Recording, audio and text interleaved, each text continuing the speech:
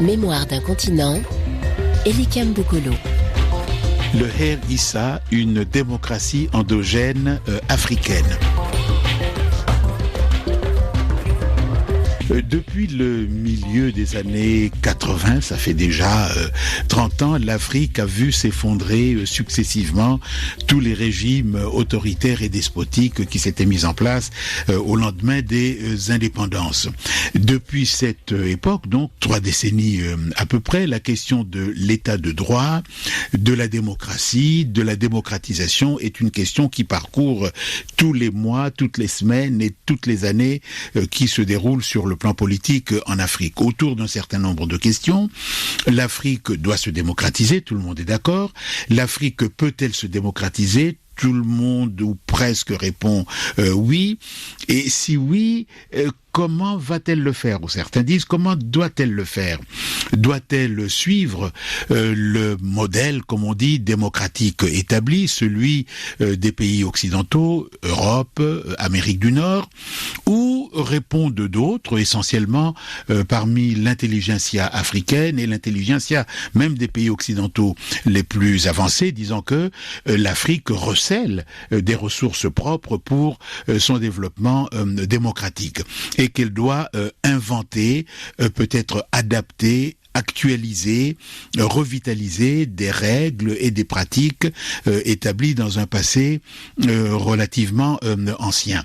Et ce questionnement est justement au cœur d'un livre qui vient de paraître sous la plume de Ali Moussa Iye, sous le titre « Le verdict de l'arbre, le Her Issa, essai sur une démocratie endogène africaine ». Ce livre, Ali Moussa Iye a une histoire un peu étrange dont je voudrais que vous nous donniez l'explication.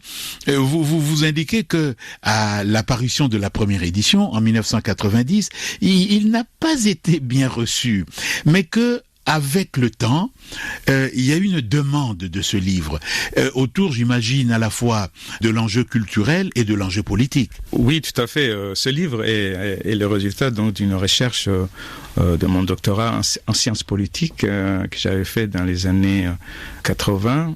Et effectivement, quand il était sorti, autant les gens étaient contents que ce travail pionnier ait pu être fait sur un sujet, le Her, qui est vraiment important, dont tout le monde parlait, et que c'est vraiment le premier travail pionnier sur ce sujet. Mais en même temps, comme j'ai touché à des sujets très délicats comme discuter et interpréter les légendes sur les origines des différents clans qui constituent la confédération tribale des Issa, on m'a reproché d'avoir remis en cause l'affiliation. Et comme un peu partout, de ce petit polémique a recouvert tout l'ensemble et l'intérêt du livre. Et les gens ne parlaient que de cette polémique. Moi-même, il fallait que je réponde continuellement, j'étais interpellé.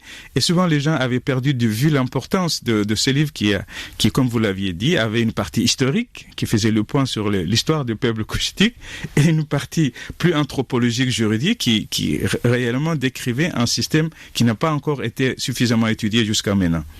Et bien sûr, 20 ans, maintenant c'est plus de 20 ans, 23 ans, 24 ans après sa parution, les gens se sont rendus compte quand même que ce livre-là avait ouvert une brèche pour une meilleure connaissance sur les systèmes endogènes de démocratie et de prise de décision et de consensus qui existaient dans notre région et qui pourraient peut-être aujourd'hui servir du moins des sources d'inspiration pour un certain nombre de mécanismes démocratiques.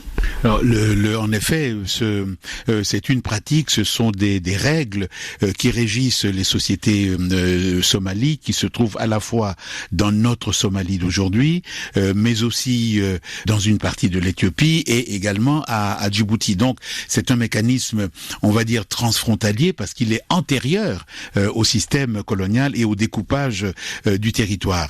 Alors, vous expliquez que le mode de vie pastoral implique un certain nombre de règles contraignantes pour vivre ensemble. Tout à fait. Le mode de vie pastoral c'est un mode de vie basé sur la gestion de la pénurie. Il faut gérer les conflits autour des puits et des pâturages.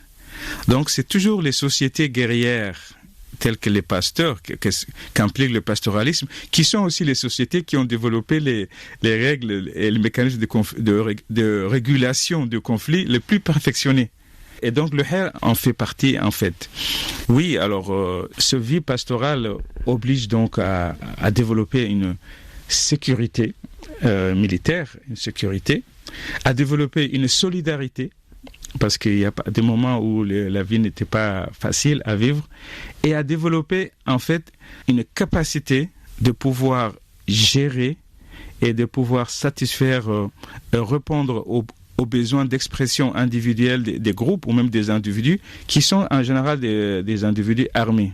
Donc il fallait développer un système de prise de décision consensuelle qui puisse éviter l'usage ou le recours aux armes. Et c'est le Khair n'est rien d'autre qu'une réponse à cette situation-là. Alors du coup, donc, on peut parler de tradition, mais en sachant que c'est pas des traditions culturelles en l'air, c'est lié à un mode de vie, et on verra justement que ça peut poser quelques difficultés. Mais alors, dès lors que vous rattachez ça à un mode de vie, pour l'historien, on va vous demander aussi, bon, est-ce qu'on sait à peu près de quand date ce Khair, Issa? Oui, avant d'arriver aux méthodes de datation que j'ai utilisées, je voulais dire que le Khair, Issa, contrairement à ce que beaucoup de gens pensent, ce n'est pas non plus le produit de, comme on dit, des bédouins, des nomades comme ça, dans la brousse. En fait, le Khair a été constitué à la suite de la décadence des cités florissantes de la Corne de l'Afrique, surtout sur la mer Rouge, Zeila, Berbera, Harar, où en fait ces cités-là, par une décadence multiple, sont devenues des cités qui n'étaient plus sûres. Les murs qui les entouraient ne servaient plus à arrêter les invasions, et qu'il y a eu une période où la Corne de l'Afrique a connu vraiment toutes sortes de troubles, de bouleversements très très très graves. Et le Khair est une réponse à cette récomposition, à cette retribalisation. Des gens ont quitté la ville pour redevenir des nomades parce qu'ils retrouvaient leur clan originel. Et le Khair Issa est le contrat qui a dit réunissons-nous, mais autour de la loi qui puisse nous protéger. C'est pour ça que je dis toujours, ce n'est pas les Issa qui ont fait le Khair, c'est le Khair qui a fait les Issa. Et alors, ça serait vers quelle époque à peu près? Alors, d'après les calculs, c'est à peu près la deuxième moitié du XVIe siècle que le Khair a dû être établi. Comment nous avons fait? D'abord, on est parti de la généalogie des clans. On est parti de la généalogie des grands fondateurs du Khair dont on connaît à quel clan il appartient, et on a essayé de retrouver jusqu'à quel père, à quel niveau de la généalogie il remontait. On a aussi utilisé la longue liste des ougas, des rois du Khair, dont on connaît certains les datations, et en tout cas on a la longue liste de 19 ougas qui ont régné depuis la création du Khair, et tous ces calculs nous ont amenés, en utilisant les calculs pour entre une génération, 33 ans, nous ont amenés au fait que le Khair pu raisonnablement être créé à deuxième moitié du XVIe siècle, qui justement, et là on a les preuves historiques par les écrits, et le siècle vraiment des grands troubles c'est notre Moyen-Âge d'une certaine manière. Le siècle obscur. Le siècle obscur. Il y avait aussi des grandes pandémies, il y a eu des grands troubles, par exemple c'est le siècle où les Oromos sont partis par exemple du sud pour venir un peu occuper l'ensemble de ce qui est aujourd'hui l'Éthiopie, et c'est une période où les cités se sont complètement disloquées, et où de la citoyenneté des cités, on est revenu à la retribalisation. C'est important ça, parce que souvent on croit qu'il y a une linéarité, qu'on passe des tribus vers les citoyennetés. Non, parfois il peut y avoir des va-et-vient, et c'est le cas de ce qui s'est passé dans la Corne de l'Afrique. Des grandes cités où il y avait une certaine citoyenneté qui s'était créée à Harar, à Zeila, à Berbera, à Tajora. On est revenu en fait sur son clan d'origine, et le Khair a été une manière une reformation des grands groupes, et le Issa est parmi les groupes qui se sont constitués à cette époque-là. Mémoire d'un continent. Ali Moussaïe est notre invité d'aujourd'hui au sujet d'un livre qui révèle énormément de choses sur le passé des peuples somalis, mais aussi pose des questions aux autres peuples du continent. Il s'appuie en particulier sur les récits oraux, je ne dirais pas la tradition orale, parce que c'est un mot qui quelquefois n'est pas très bon. Vous parlez de littérature orale, et c'est vrai que quand on lit un certain nombre de proverbes, j'allais dire, ou d'adages que vous citez, on est surpris par leur profondeur. Par exemple, la loi est la loi, mais n'oublions pas le règlement à l'amiable. Et une autre citation que vous nous donnez, la communauté prospère dans l'amour et la réconciliation et se détruit dans la haine et l'esprit de vengeance. Il y en a encore une qui est intéressante de ces citations. Témoigne contre ton propre frère, mais après, aide-le à payer les peines de dédommagement.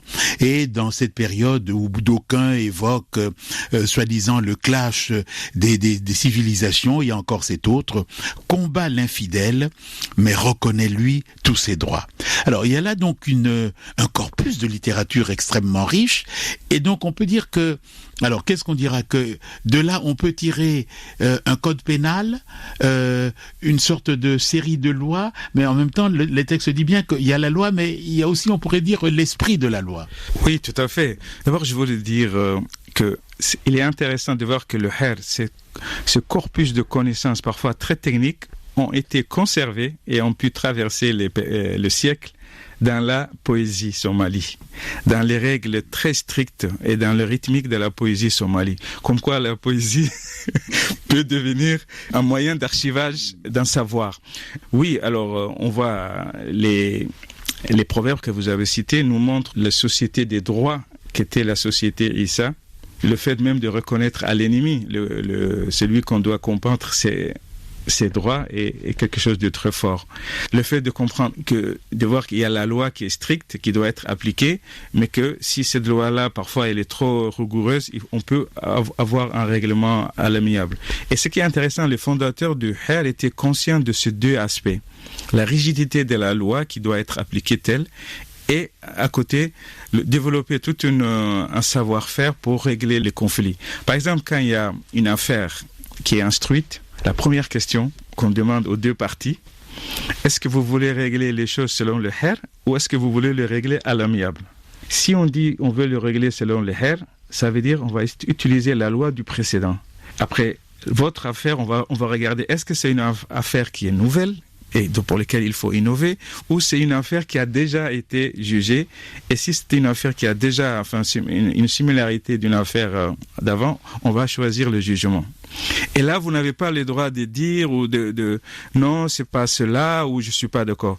Mais si vous voulez l'arrangement à l'amiable, là, c'est vraiment la sagesse, le bon sens de gens que vous auriez choisi pour être votre avocat qui vont régler. Donc, on voit bien la rigueur avec laquelle ce contrat a été fait. Alors, ce contrat, je l'appelle contrat sociopolitique parce qu'il couvre vraiment l'ensemble. C'est un code pénal d'abord. Un code pénal qui décrit tous les types de délits, les délits de sang, le délit, mais aussi les délits qui touchent à l'honneur, à la dignité de l'individu, et tous les délits qui touchent au vol et à l'expropriation des biens. Donc c'est un code pénal, mais c'est aussi une constitution politique qui décrit les rapports des différentes instances et institutions, le roi, l'Assemblée, le tribunal, le Conseil constitutionnel. Il y a un conseil constitutionnel qui, lui, ne tranche pas, ne s'occupe pas de la vie courante, mais qui veille à la constitutionnalité des décisions des sages.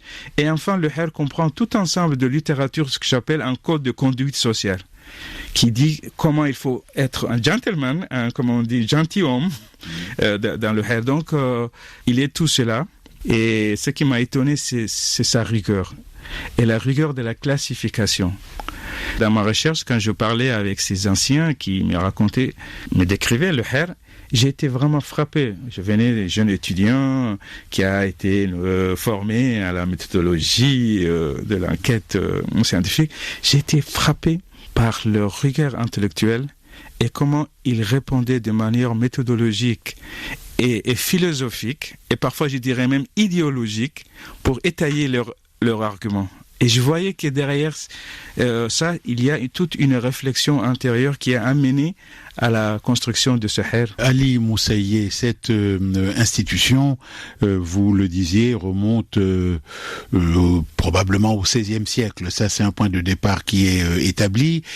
Elle a traversé des siècles par la poésie et la littérature orale. Elle continue de vivre aujourd'hui, mais elle est née dans le cadre d'une société rurale et pastorale, dans une région qui aujourd'hui, hélas, a été bouleversée par tellement les découpages de frontières de l'époque coloniale, les indépendances, les conflits, la sécheresse, enfin toutes ces catastrophes, parfois naturelles, mais le plus souvent politiques.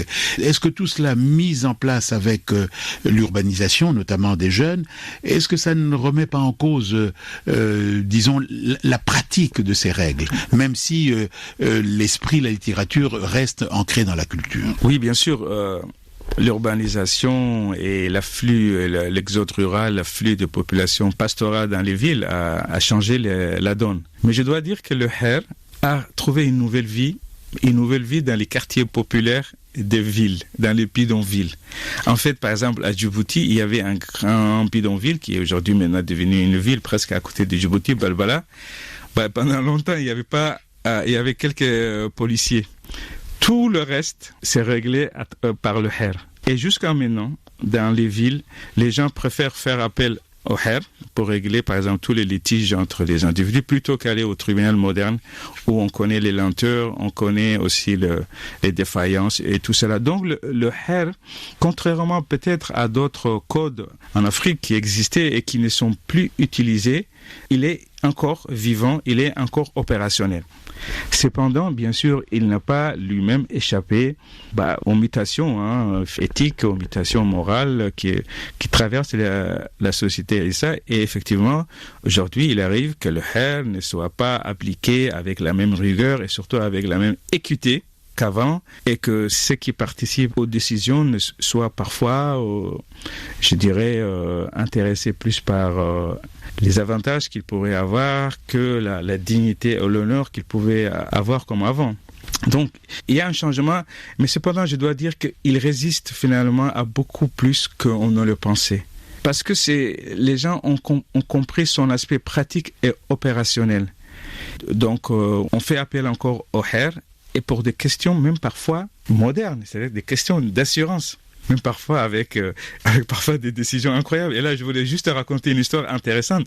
Il y avait un entrepreneur occidental, italien, qui travaillait à Djibouti, qui a eu un accident de travail. Quelqu'un qui travaillait dans une bétonneuse était mort.